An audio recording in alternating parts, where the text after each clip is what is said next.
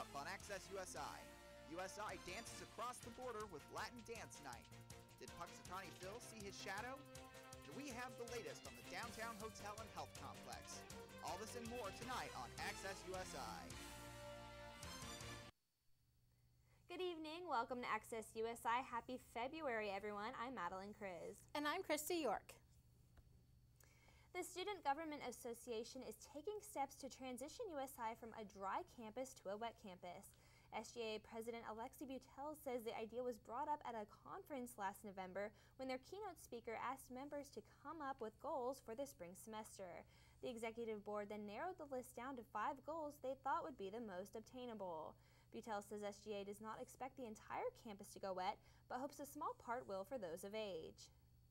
And we're not trying to push for the entire campus to be wet, but just kind of seeing, like, opening up the conversation, seeing could be potentially maybe just like a small part of campus, or at least allowing people who are legal to be 21 to drink and all that. So that's just The initiative is still in the early process and has a long way to go before any real changes happen. Beutel says she hopes the initiative will spark conversation with students and thinks it will have a huge impact on USI's campus if passed. It's going to be kind of a long-term thing. We're not expecting this to happen this semester or even next year. It's just something that's going to be ongoing. It'll definitely change USI's campus. We may not know what will happen with the Dry Campus Initiative, but we do know there are some definite changes coming to USI in the fall. Sodexo's operations manager, Rebecca Diamond, has confirmed that Burger King and Archie's Pizzeria are out for the new year. But what will replace them? Well, students voted and Chick-fil-A and Steak and Shake will now take their place. Student Government Association representatives conducted the survey last February and has been in the process of helping to determine which restaurants would most likely be successful on campus. Officials say the goal is for both eateries to open by August 15th, the Monday prior to the start of fall semester. Hoping to keep students on the right track for success, USI is hosting a special 3-day event. Access reporter Ben Flora has the story. The University Division has been hosting Student Success Week all this week. Access USI spoke with Heather Rush about the event. Student Success Week is taking place February 2nd, 3rd, and 4th, and we have over 65 different presentations here on campus from different departments on campus. We have sessions about stress management, how to be successful in your academics, how to work a career fair, how to write a resume. We have all kinds of different sessions that students can take part in. And we also had a carnival earlier this morning where students could actually meet Archie, we had a clown, we had a juggler here. And then we also had some fun carnival games and prizes. So it's a lot of fun, and students just got an opportunity to see what resources are on campus. There's still 1 day left of presentations, so be sure to come check out Student Success Week in the UC East and West. For Access USI, I'm Ben Flora. It's tax time again, and USI business students are here to help. Every Monday until April 4th, volunteers will be on hand to help prepare tax returns at no cost. They suggest you bring last year's tax returns with you, as well as your current information, social security card, and photo ID. Appointments are available at 5 and 6:45 p.m. in the Business and Engineering Center's room 1004. USI's Rec Center is offering a new class. Students can now burn some calories while learning about Latin culture. USI's Recreational Fitness and Wellness Center is spicing things up this semester by offering Latin dance classes. The idea came to Paula Marizon and Alejandro Medina when the two danced together at a USI event in Carter Hall.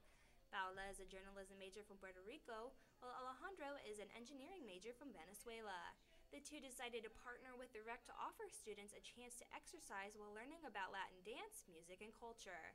This semester, Paula and Alejandro are teaching the salsa and merengue. Attendees were all smiles on Monday night as they practiced their new moves and sweated out to some Latin music. Alejandro says it's a great way to relax and have some fun. It's also kind of like a relief from like all class, school, and all that stress. Like this is actually fun for us. It's really nice.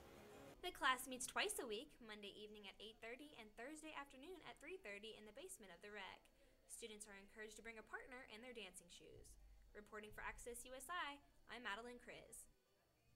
The warm weather may have tricked some of us into thinking winter's over. However, we're not out of the woods just yet. Reporter Shavar Barrett has more on how officials determine whether or not school should be canceled when the weather gets bad.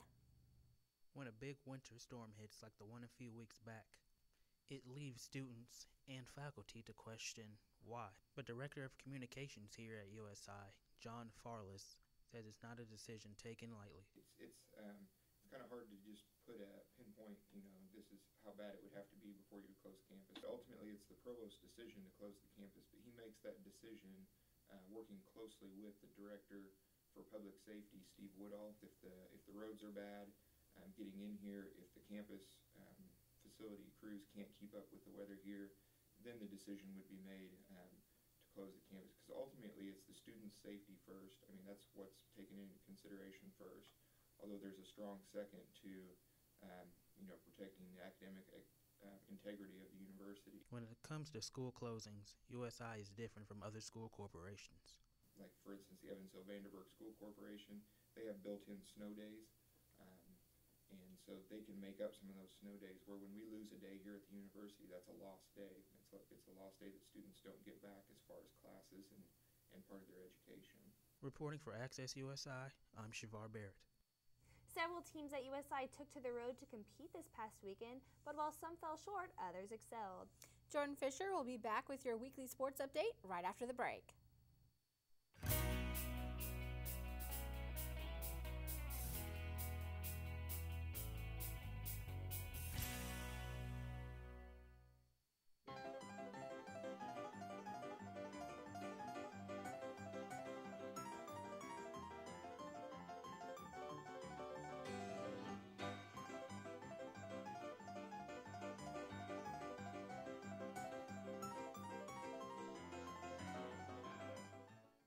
Newman Catholic Club is a great way to get involved at USI.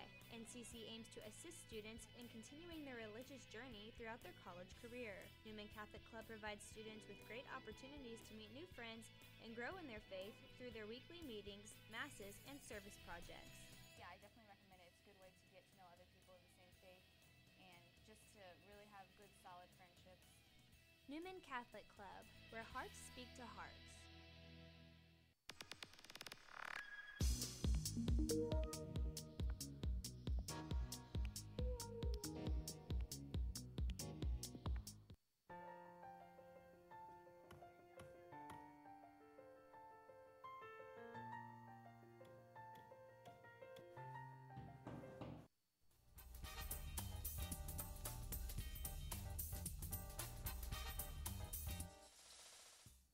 Welcome back to Access USI. I'm Jordan Fisher, and here's your sports update. After dropping all 3 games on their previous road trip, both USI basketball teams returned to the Physical Activity Center for a pair of GLVC matchups. Up first for the Eagles were the Greyhounds of UIndy. In the women's game, the Lady Eagles dug themselves a 20-point hole in the second quarter and ended up down 12 at the halftime break. In the second half, the Eagles staged a furious comeback, but ultimately fell short 73-64, dropping their 7th straight game. The men's team had their hands full as well, as the Greyhounds came into the contest ranked 22nd in Division II basketball. The game went back and forth, but in the final minute, UIndy was able to convert from the free throw line to get the victory 82-78. The loss was the 4th straight for the Eagles.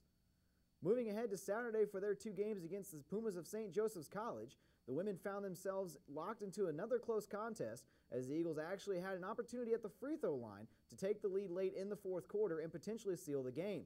But Tanner Markham missed the first free throw and had her second free throw rim out, sending the game to overtime. In the overtime period, USI got up to a quick 6-point lead, but were unable to close it out as the Lady Pumas stormed back to take the lead and hold on for the victory, 67-64 in overtime. The loss was the 8th in a row for the Lady Eagles, dropping their record to 10-9 on the year and 3-8 in the GLVC. As for the men's team, they also found themselves in a close battle for most of the first half before going on a run to increase their lead to 10 points at the halftime break. The second half was a much different story for the Eagles, as they built their lead up to as many as 20 points in the second half to get the victory 98-81, ending their 4-game losing skid. The victory improves USI's record to 14-7 on the year and 6-5 in conference play. After their homestand, the Eagles return to the road for a pair of road games in Missouri beginning tomorrow. USI will start their road trip at Drury University in Springfield, Missouri, before heading to Missouri S&T on Saturday. Tip time for the women's game is scheduled for 5:45, with the men's set to follow at 7:45. On Saturday, the women's game is set to begin at 1 with the men's game following at 3. After the road trip, the Eagles will return to the USI for their final 2-game homestand, which will begin next Thursday as the Eagles will host Maryville. Following a strong showing at the Gladstein Invitational, the USI men's and women's track and field teams had another strong performance this past weekend at the Indianapolis Challenge. For the men's team, Chase Broughton and Josh Guy paced the Eagles with first-place finishes in the 800 and 3,000-meter races, respectively. Earlier this week, our very own Madeline Kriz caught up with Broughton, and he talked about his goals for the rest of the season. Definitely want to be an All-American, qualify for nationals, whether that's in the distance medley relay with 3 of my teammates, or if it's in the mile race, or 3,000 meters, whatever it is. As long as I'm an All-American and they're competing for the national championships, representing USI, it's all that matters to me. After another strong showing for the men's team, they moved up the top 25 poll from 22nd to 16th. On the women's side, they had 3 first-place finishes as Jamie Adkins and Jessica Reeves won the mile and 3,000-meter races respectively, and Jenna Martin finished in first in the long jump. Some other members of the team competed at the Vanderbilt Invitational on Saturday as well, including Johnny Guy, who posted the nation's fastest time in the 5,000-meter race, earning him GOVC Men's Indoor Track Athlete of the Week for the 3rd consecutive week. Along with the GOVC honor, Guy was also named the 2015 GOVC Men's Scholar Athlete of the Week, or Athlete of the Year, while Emily Roberts was awarded the 2015 GOVC Women's Scholar Athlete of the Year as well. That's all for sports. Coming up next, Remington Crowder will have your weather update right here on Access USI.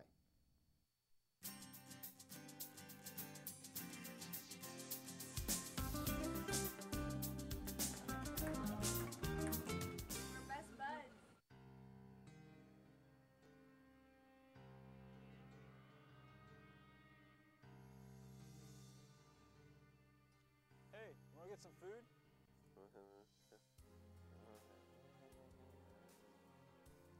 What's he doing? He blew all his money at the school bookstore instead of going down the road to TXT Book Rental. Rent your books.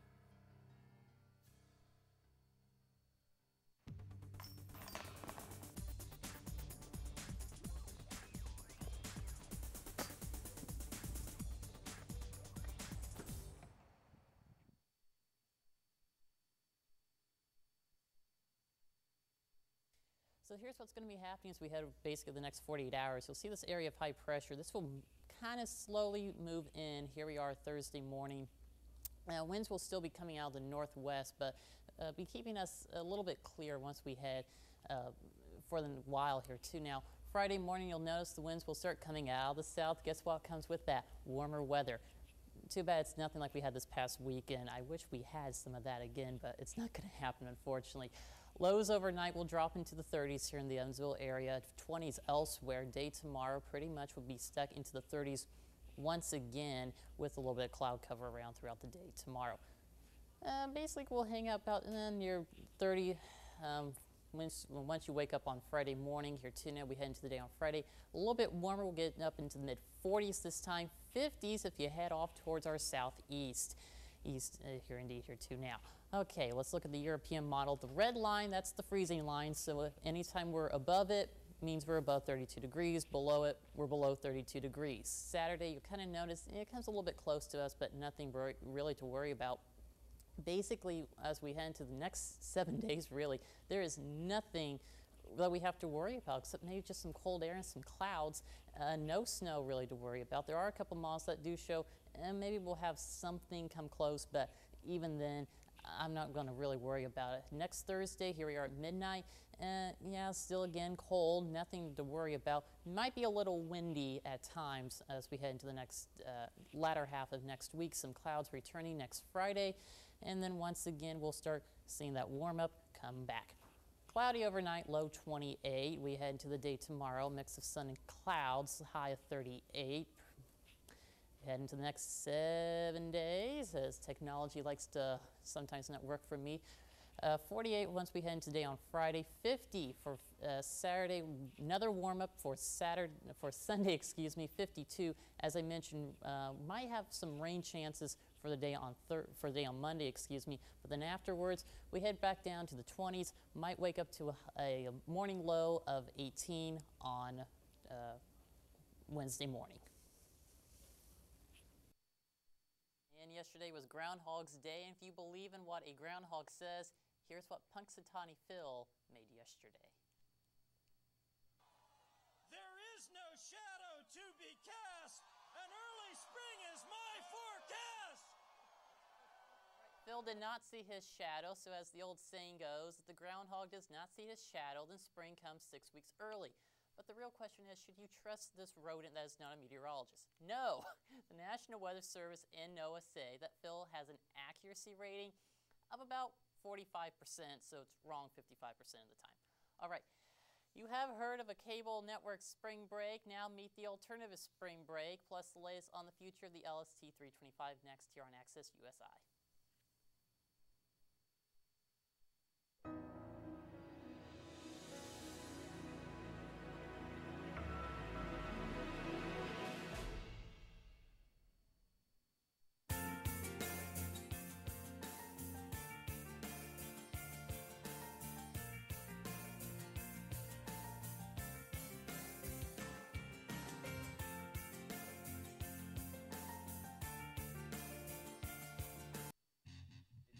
Physical to the point where it almost becomes mental.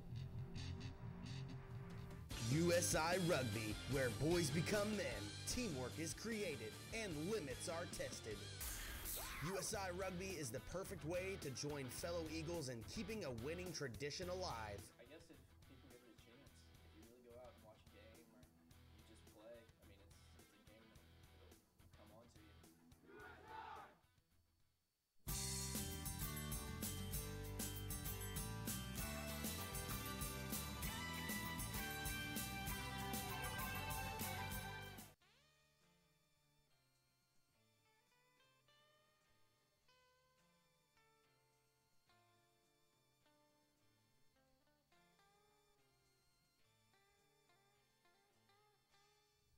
While many of us were enjoying our last few weeks of break before coming back to campus, some USI theater students were showcasing their talents in Milwaukee.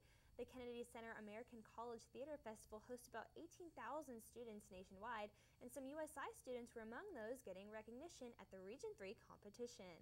For their work in costume design and lighting, AJ Jones, Rachel Thomas, and Nick Smith were all finalists in their categories, with Smith ultimately winning in his area for lighting. Jones and Thomas will move on to the national competition this spring at the Kennedy Center in Washington, D.C. As for the performance side, cast members from both of USI's fall productions of The Grapes of Wrath and Tartuffe were honored as well. However, they did not advance to the national level. Looking for a job or internship? USI will be hosting their biannual Career Link in 3 weeks. But first, they want you to be prepared. That's why the Career Service Ambassadors will be offering a free resume workshop next week. The program is designed to help students write about their experiences in a way to help them get noticed by the over 80 regional companies that will be at the Career Link event on February 24th. The workshop will be held next Wednesday, the 10th, from 3:30 to 4:30 in University Center Room 2217. More information can be found about this service as well as Career Link by going to usi.edu and searching Career Services Ambassadors. With the first month of school out of the way, some students are already looking forward to their spring break. And the United Way says if you're still looking for plans, they have an alternative choice for you. For the 8th year, students are being invited to help build homes for low-income families in El Paso, Texas, while also getting the opportunity to network with other students across the nation. The service event will take place from March 6th through the 12th and will also include trips to popular landmarks as well as visits to other nonprofit organizations. To register, go to unitedwayelpaso.org and click on Get Involved. There is a $275 fee to participate that includes transportation in El Paso, meals, lodging, and program fees. However, students will be responsible for their own transportation to Texas. For more information, you can visit the website listed or contact the event coordinator at mdalbin@unitedwayelpaso.org. And taking a look closer to home, it's not official yet, but it looks like the LST 325 will be moving to Riverside Drive, at least eventually. On Saturday, LST board members met to talk over the details during their winter meeting. As of right now, board members say that everything is preliminary, but it's not stopping them from talking about the vessel's future location once Tropicana Evansville moves to land. Some of it includes turning part of the pavilion into a museum and gift shop, as well as possibly keeping it open year-round. Right now, the LST 325 sits at Marina Point and is only open 1 day a week during the winter months. Tropicana has said they support the move and will contribute up to $1 million in helping to relocate the ship, which board members say is more than enough. Visible signs are being made on two of Evansville's biggest projects, the new Convention Hotel and IU Med School. Workers were taking advantage of the nice weather this weekend by working on the hotel, which is being built across the street from the Ford Center. Construction on the hotel started back in early September. And just right across the street, the fence is up on the future site of the new IU Med School. Groundbreaking for the project was back in late October. The hotel should be finished by the end of the year, with the med school done by the end of 2017. And it's the big weekend, guys. Big weekend for the NFL football teams. What do you guys think? You guys have any plans for this weekend? I'm going to have me a Super Bowl of popcorn in front of me. Nice. The NFL is going to be suing us pretty soon, so I just thought I'd say. Great. Great. What about you? I'm probably just going to get together with some family and friends and watch the big game. And my favorite part is the commercials, so I kind of like to tune in for that. Very true. Yeah, I don't like the commercials. I don't care for football. I don't keep up with it. I mean, it's you know. So it's not. You're missing out. I'm excited it's gonna for be a great game. The halftime show because Beyonce is coming out. Yeah, I mean that's gonna be a good halftime Well, show. did you hear her singing the national anthem? Lady Gaga. Yeah. Yes, love her. So excited. Maddie will be watching that and Yes, turning the channel you can bet afterwards. that. Do you have any plans? I don't know where I'm watching it yet, but I will watch the game somewhere. I will actually watch the game for the game itself. Commercials are a bonus, and I guess if you want to flip over to the Puppy Bowl, you could do that too. But I think the story is where the game is, and I'm really hoping Peyton Manning gets the victory, goes out on top. You know, grow up Colts fan, real special to me. So. Nice. Everyone's saying it's going to be his last game, and let's hope he can win this one for last time. Yep. Okay. Well, that's all we have for tonight on Access USI. Join us next week, same time, same place. I'm Madeline Kriz. I'm Christy York. I'm Jordan Fisher. And I'm Remington Crowder. Have a great evening.